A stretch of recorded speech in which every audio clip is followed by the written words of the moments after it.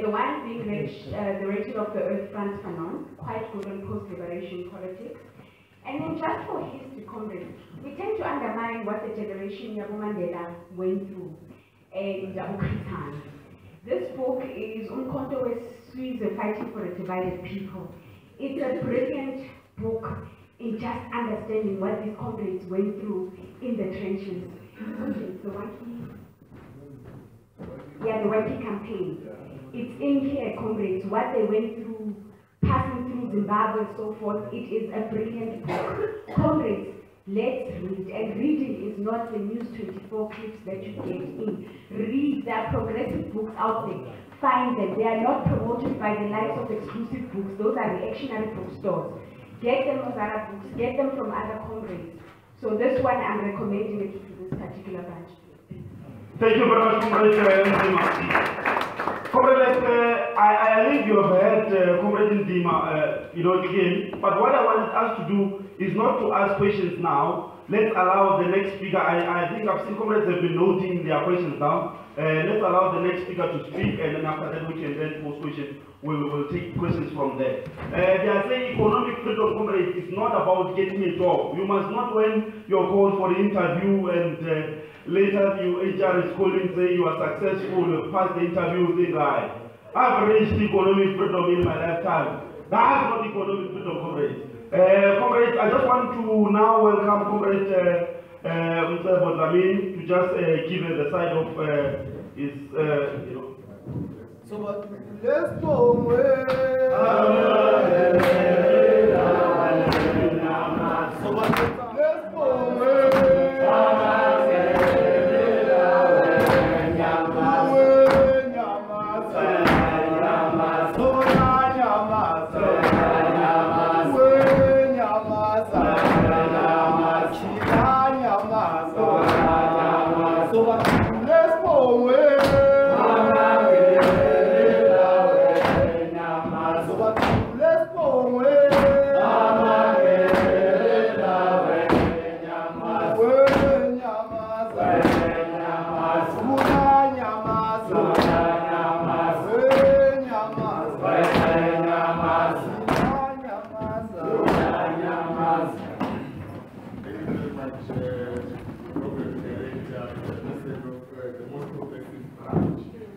I think I have a revolutionary voice, so I will rather utilize it.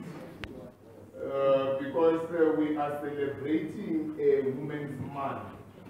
Not that we only take women seriously, others only, but we take them serious every day. Because all of us are a product of women. They carried us for 9 months, not just for 1 month. Winnie Mandela,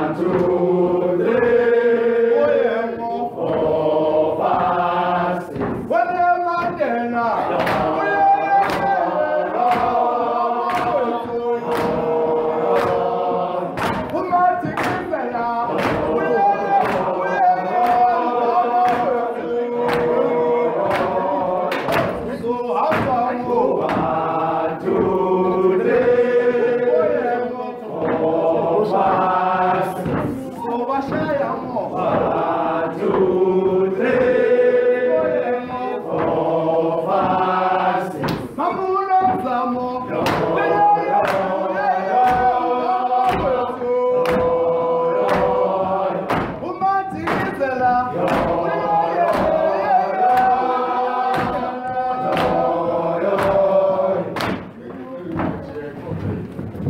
Long live the spirit of women, long live. Long live. Viva Lillian Boy, viva. Viva. Viva Charlotte Makrete, viva. Viva. Viva Albertina Sisulu, viva. Viva. Viva Hellen Josephs, viva. Viva. Long live, long live. Long live. Thank you very much, comrades. It is very difficult in the Congress movement because the movement itself is full of capacity. Every time when you are invited, you wish to speak first. Because the movement is very rich with intellect. We dissect. We have taken over from wise men. I am sorry. because that's the game. When you talk about the MDM structures themselves, we play different roles. But in the Congress movement, we seem to have swallowed everything. Now, she's tried and tested. And she's an activist. Not just a Twitter activist. Not just a Congress activist. Because we see a lot of them moving forward to Congress and they will submarine thereafter. Now, I was asking myself, what am I going to say after she had touched everywhere? Now, because there is a lot to talk about, I will speak politics. I won't be academic about the situation that we are facing today. One will start by saying the meaning of the songs that we sing every day. If we were to go back and look at the songs that we sing every day, should it be a congress, should it be a branch meeting, they have a meaning and they speak to us. They all ask us a question. What are we here for? What do we stand for? Because those songs were speaking to that generation when they were leaving their families, joining the MK in the trenches, because there was a reason for them to leave their loved ones. Mothers left their daughters. Fathers left their fathers and their relatives to fight a certain system. We were then told that we are free in 1994. Now the question is, are we really free? If we are free from what? What is it that we are free from? Those who are political analysts have said that apartheid is a science. It repeats itself. You don't need to go to university or to any political school to realize that. She just said just here that Soweto is the same way as it was in 1988. Those who were poor then are still poor today. Our mothers are being raped every day. They are facing poverty every day. Those who were in abject poverty are still struggling to get out of the ghetto. If you go to Alexandra there, our people are fighting with rats and all sorts of diseases there. When Alexandra itself is next to Senti, the cream of the province, the cream of the country. Now, what went wrong? Where did we lose it? Are we really free? Before we can talk about the struggle of women, we are going to talk about the struggle of black people in general in the country. Now, once we talk about the challenges that we are facing as black people in South Africa, we will then say our women face poverty, the challenges of poverty, they face them differently from males. But we all face poverty in the end. The enemy here is white monopoly capital. The enemy is white privilege. We are very much scared to raise those issues. Today, when you say our enemy is white monopoly, they say, but Comrade Cyril owns shares in mines. Now, those are the challenges that we face every day in the Congress movement. We then have to go back to our people and redefine white monopoly capital and how it works. Our very black comrades are fronting.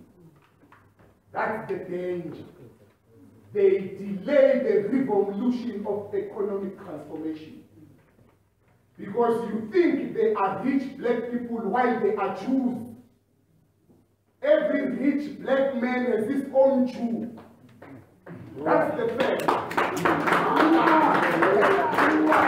We are very much scared to talk about those things because they will tell you about anti-Semite and racism.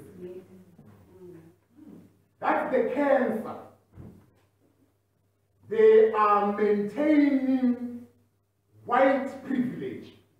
They are maintaining white monopoly capital by scaring us, by telling you what to say and what not to say. A white man is very scared when those who are conscientized are now addressing the masses of our people. They will use everything at their disposal to discredit you. They did the same with the current president of the country. They stripped him of his integrity and dignity. There is nothing, even us, we don't want to hear him today because of white monopoly media who stripped him naked. Now he is just an object of amusement.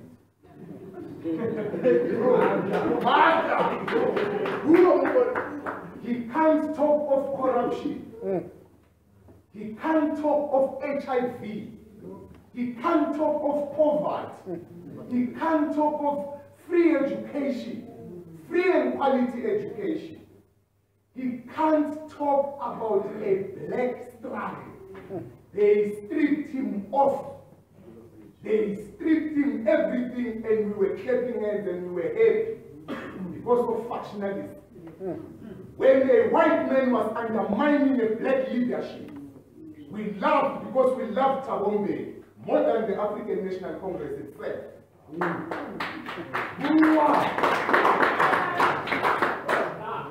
When you see white people in parliament debating, they are not debating Kanda, they are debating black leadership. That a black man is not ready to lead. And we support them. We agree with them. Our parliament has become a comedy. Every day we talk about Nkani. Ever since after election, there is nothing that has been deliberated in that house except Nkani. While white people are looting our economy, they are sucking it dry. The very same Oppenheimers, your TPS, your Sanlam, who sucked our economy dry and they were in bed with apartheid for Voet and Malan. They are still sucking it dry. Today they are in bed with the African National Congress. There are those who say Mandela sold them. They make noise every day. There are those who are saying he doesn't even deserve struggle credentials. 27 years in prison. He left his beautiful wife. You can't leave your TV.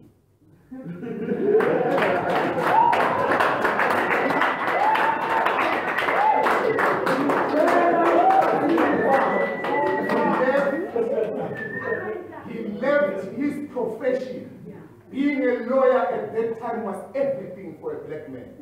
He left it for the struggle of a black man in this country. Now, what is economic freedom? What is political freedom? How many freedoms do we have then? Because we seem to confuse things. I said, are we free? Because we were told that we are free. We gained political freedom. We compromised a lot. During the Codesa, we compromised. But that is exactly what happens when you negotiate. Those who are working, who are employed, they know that when you negotiate, you lose some, you gain some. When Mozambique gained independence while we were still fighting, they gained both political and economic freedom. But their economy collapsed. Up until today, Mozambique is still struggling to recover. Was South Africa expected to do the same? Don't we learn from other cadres' mistakes? When Mozambique gained independence, while we were in exile there, they collapsed their traditional structures. They abandoned everything that reminded them of oppression. We had the same challenge here. You had Mangope, you had IFP, you had all of them, you remember them. But the ANC was caught between a rock and a hard surface. Do they get rid of traditional authorities? Are we going to go the same way of Mozambique? Because they got rid of traditional authorities. By virtue of being black, we are enshrined to our culture and traditions. We love traditional authorities. Other people, you can't tell them about their culture. In as much as a lot of our Quetta are dying in the mountain, they go there every year. That's our culture. And white monopoly capital, when it came, it divorced us from what we are. It brainwashed us. One great philosopher or one great political activist said that the danger of colonialism and slavery is that we now don't know what we were before it arrived. We are found wanting. I said that our enemy is white monopoly capital and white privilege. But the greatest enemy of our generation, the Congress youth, is white mind. That's our enemy. Because we think that we are white. We want to do what white people do. When you graduate at UJ or VET, you don't call your poor mother, your dirty mother who is selling hot and everything in the street. Don't call them because you are ashamed. That's the reality. When you go to these institutions, which by the way are maintaining white monopoly capital by its nature, by their design, they are maintaining that a white man is better than a black man. When you graduate there, you are ashamed of who you are. You live a lie. That's the danger. That's why today, when we engage on issues of paramount importance, economic freedom in our lifetime, there are those who are saying, oh my gosh. Oh my gosh, you guys, get real.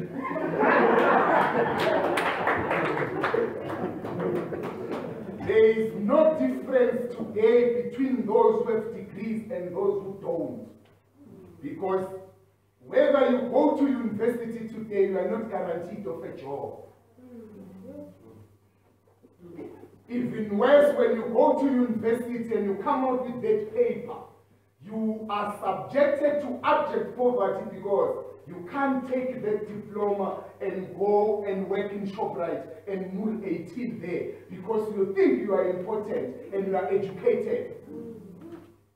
You can't go to the municipality and work there and sweep on the street because you think you are educated, you rather stay at home. We have a lot of those who are speaking English in the taverns.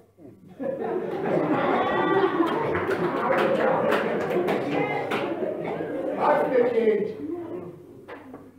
Our parents are poor. We can't assist them with the degrees that we have. I am doing my 3rd degree at first. I did BSc, I did BA, I'm doing law. There is no job. When you get out with all these qualifications, you now expect to be a boss and you will never work because the person who must employ you doesn't even have the matric. All he has is that he is white.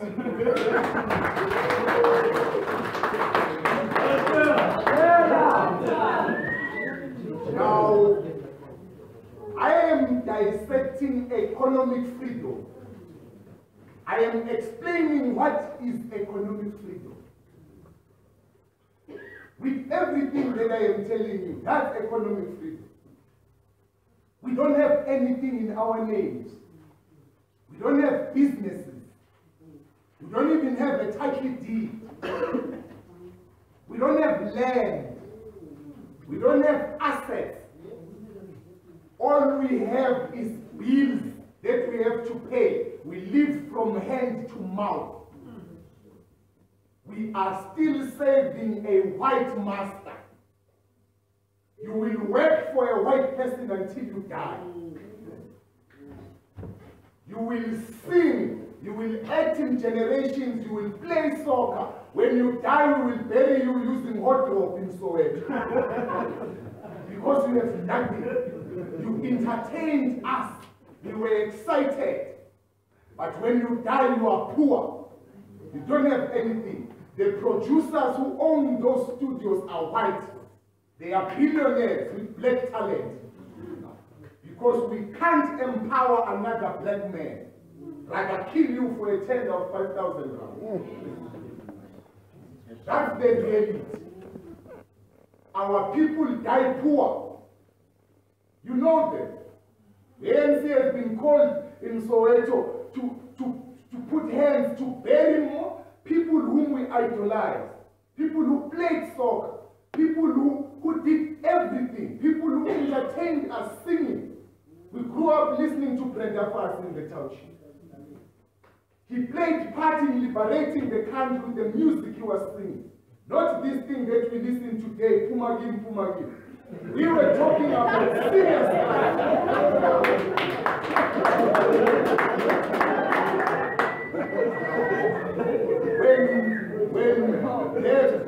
when the black talent died, after keeping the name of those who were in exile and in prison alive, when you are singing about a black woman, the pride of being black, the pride of being a woman, because there is pride there.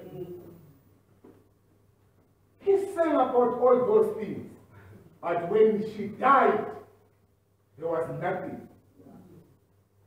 Lots of them were buried using a wardrobe. An old woman donates a wardrobe. Those who did good work, they cut it, they bring it together, they close. That's the reality of a black man. Those are the challenges that we face every day. In this country, where we are told that we are free. Now, we are free from what? Because poverty is there. It is killing us alive. We are walking, but we are dead.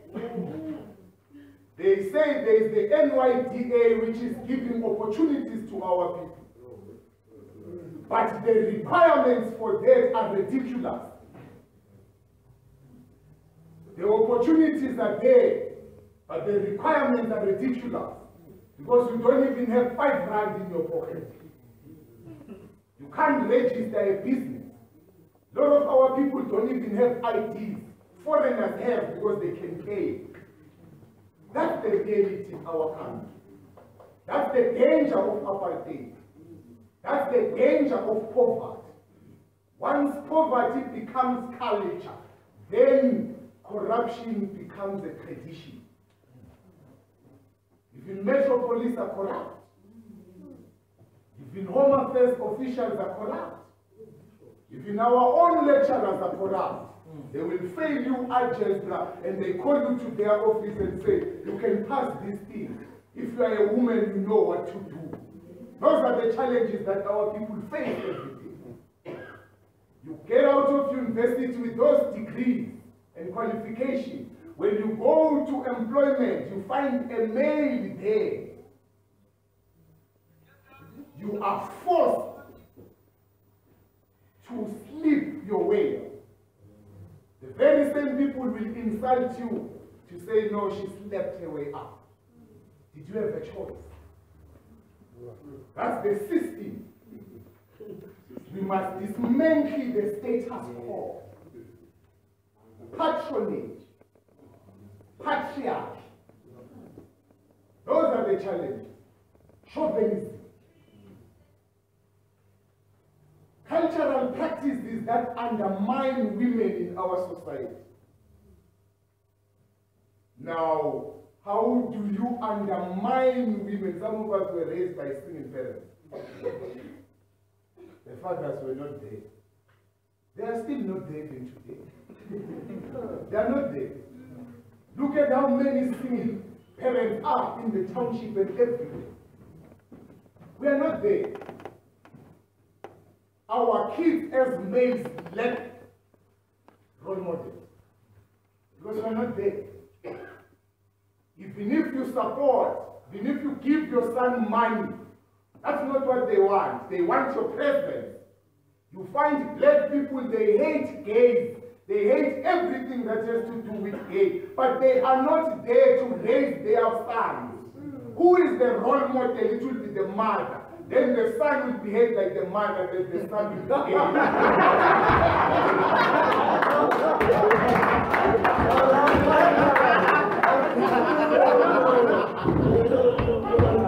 Because when you grow up as a kid, you have a role model.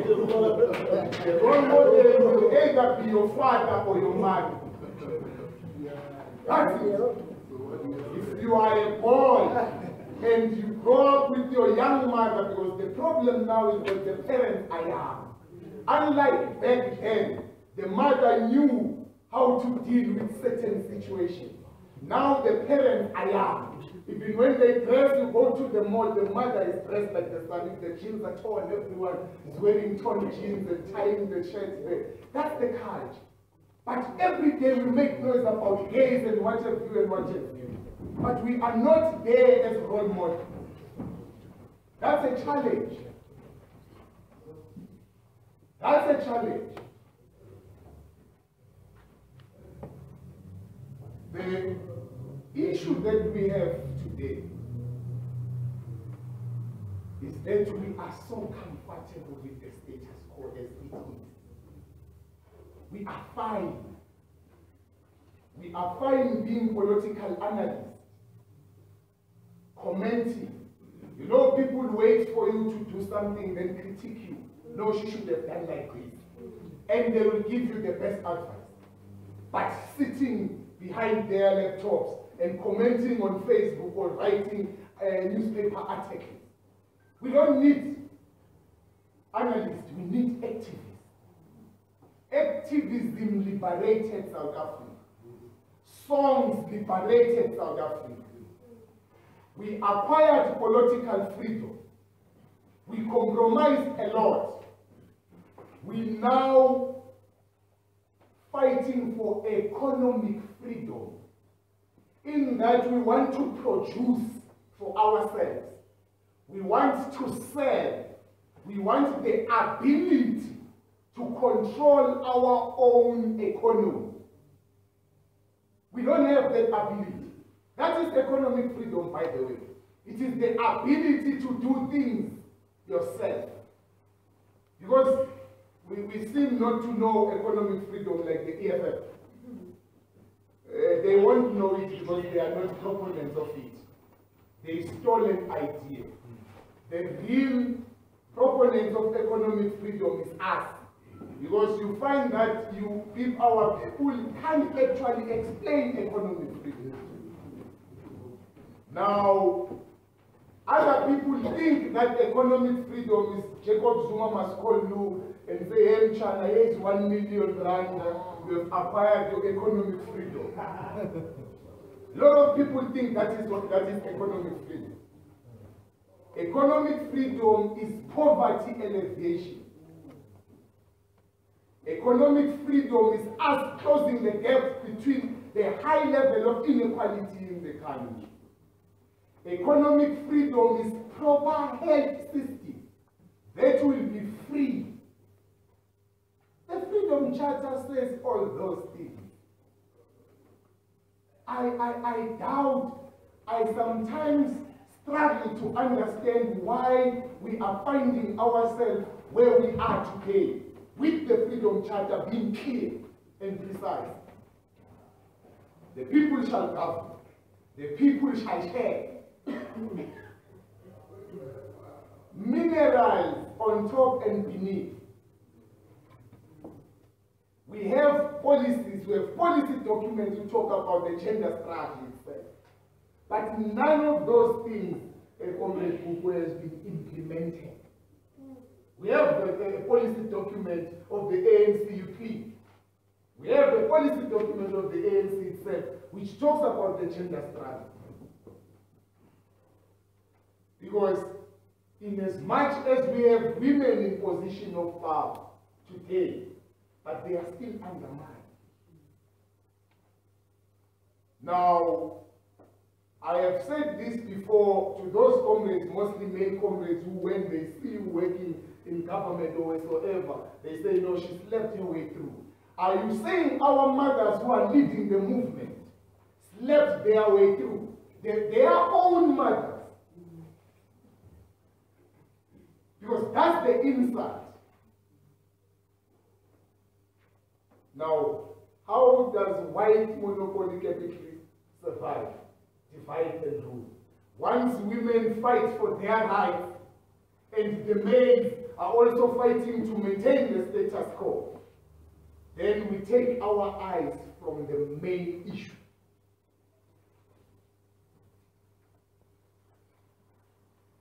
We are dissecting the involvement of women towards achieving economic freedom in our lifetime. You have Mandela, who came with RDP housing. It was a good initiative, which went wrong. It delayed the progress moving forward towards acquiring economic freedom. We built those houses in Soweto. We built the RDPs where there is no land.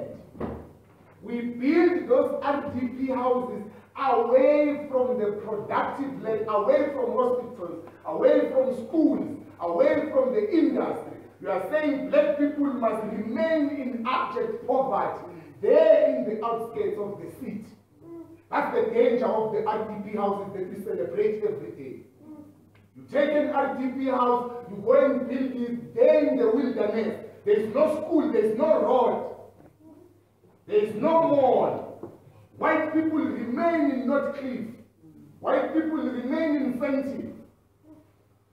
You take the biggest statue of Mandela, you build it in Fenty, the biggest of them all, as if Mandela was fighting for white monopoly capital.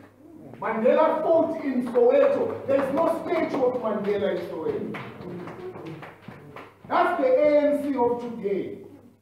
It is in bed with the devil. That's the ANC of today. The ANC is a danger to itself, and young people must assist it. The role of young people in society is to fight corruption. That's our role. Our role as young people is not to push Siri to be president. It's not to push Wete Mandashe to be president. We don't care about position. Our role is to recall them once they are corrupt. Yes.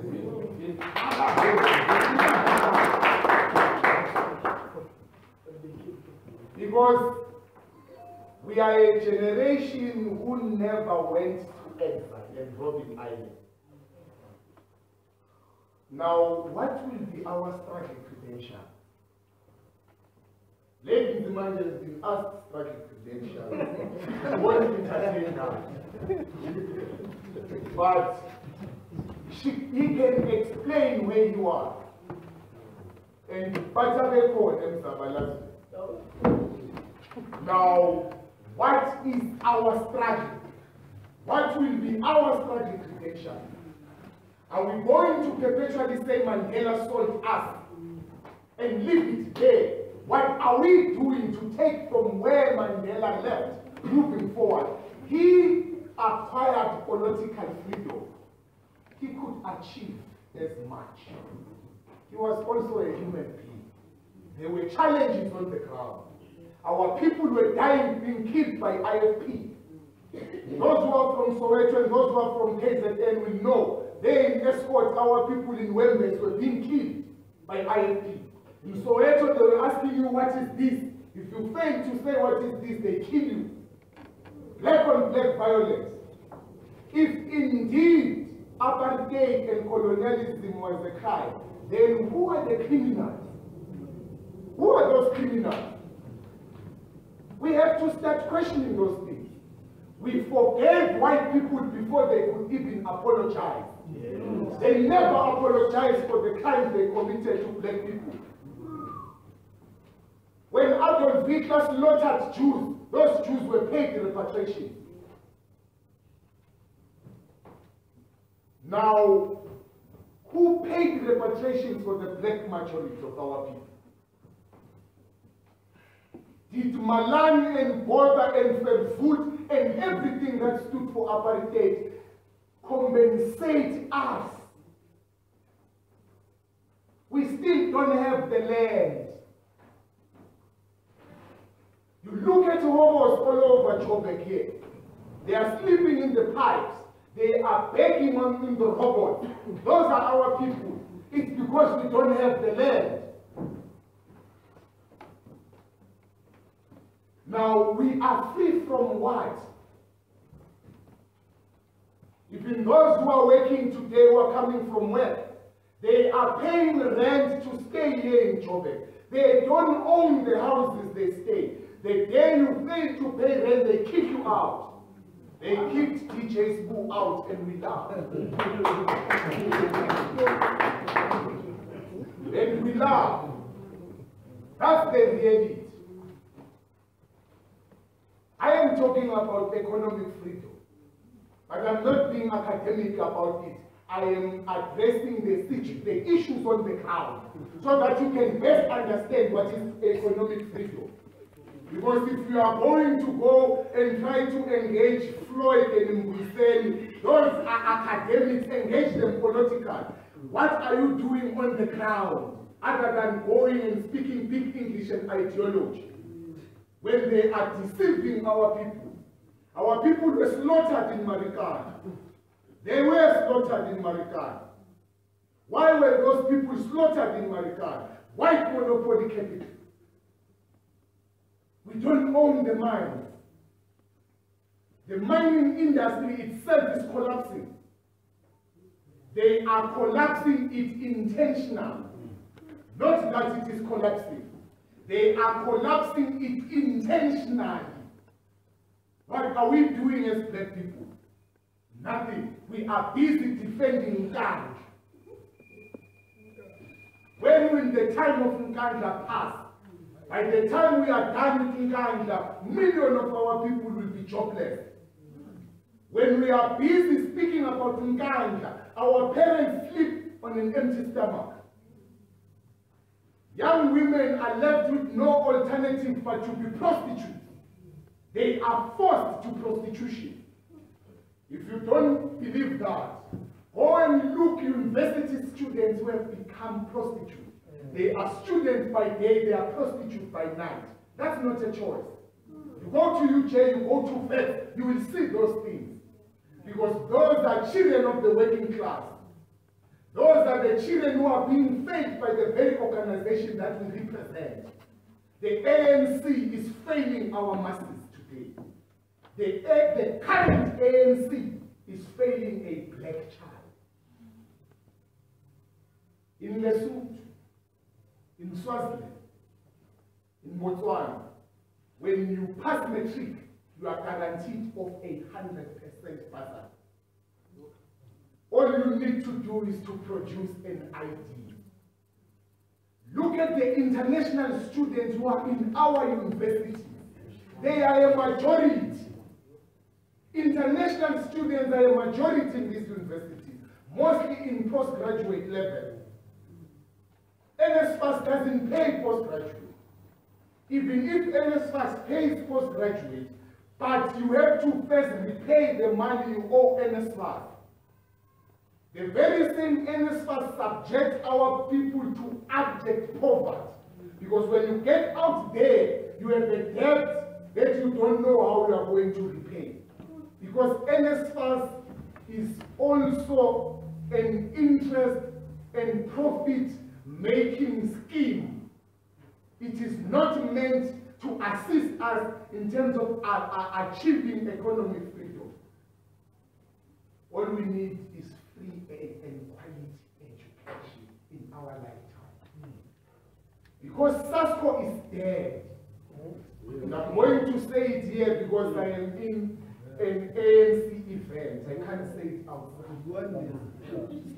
I can only say it here. SASCO is dead. SASCO is in the pocket of certain leaders of the African National Congress. Because they know that they are not doing their job. They control the leaders by promising them positions and putting them in boards and everything. No one is speaking for a black child today. But structures are there. Now, is the ANC Youth League going to stand by and say, no, but that's the role of SASCO, or no, that's the role of YCF? Ours is bigger than petty politics. The ANC Youth League is everywhere. We are everywhere like the Holy Spirit.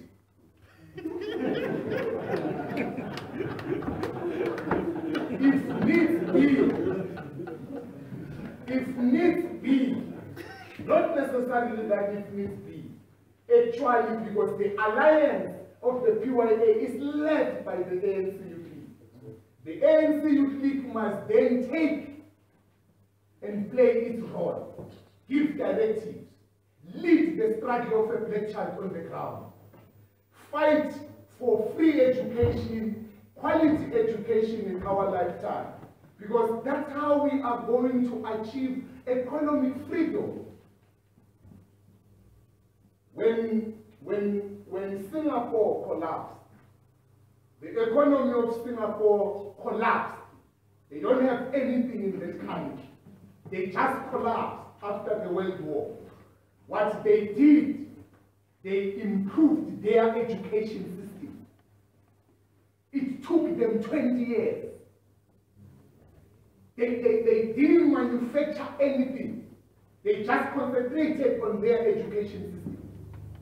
They improved the education system, they made it free, and they made it to be quality education.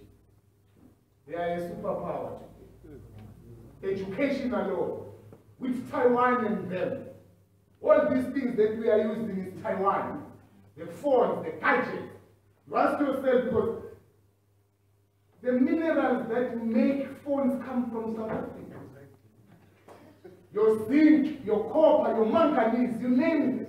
They come from here. African leaders insulted Robert Mugabe when he came with the policy that he came with. To say we have the minerals. They killed Gaddafi. When Gaddafi said, no, we are going to change our currency into gold. You give us $1, we give you gold. When you buy our oil, you buy it with the gold. America doesn't have gold. He had to die. He had to die. When Zimbabwe said there is no foreigner or a white man who's going to own land or own minerals in the country,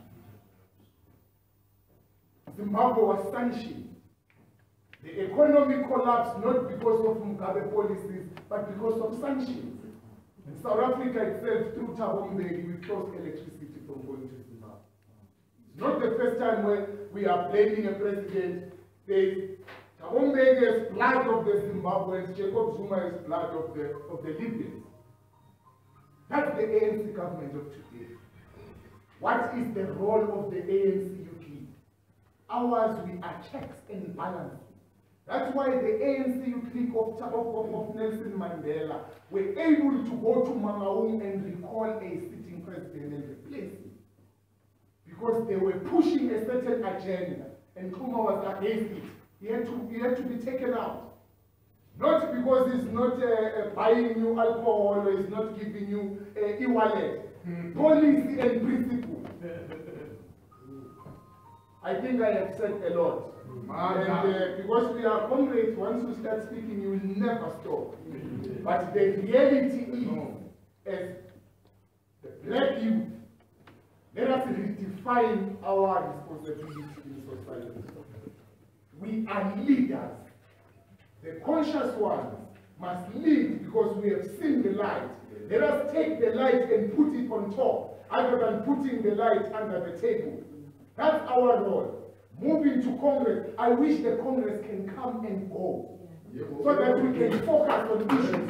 Because current people can't think of except power. Everyone thinks he can lead. When you introduced the deputy secretary, she was very sharp. That's what a leader must do, because it is difficult to lead. When you are given a position of power, you must be scared. Actually, you must decline it because it's like they are killing you. In my Nguni culture, when you are given a culture and in a position, they say you have been killed. Ubulewe. Because to lead people is difficult. Even if you are a treasurer, the money is yours, you must be scared. Because the money is for the people and there is temptation. Now we have leaders who celebrate to be leaders. Mandela declined leadership numerous times. Sisulu declined leadership. Mda declined leadership when Lambert passed away. Can the current one decline leadership?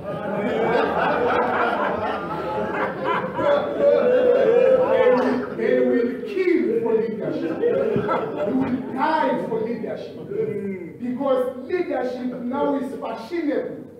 It starts with the PYA structure, where when you are in FRC, yours is to wear the blazer and have a lot of women. That's the reality. Just want to wear the blazer, they wear the blazer from morning to sunset, Monday to Sunday.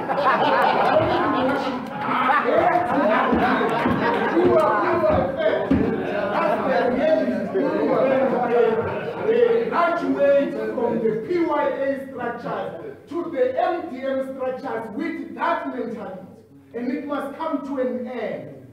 The day we empower women, that's when this tendency will come to an end. Because now you have women who are in relationships, not because they love the man, because they have no other means, there's money.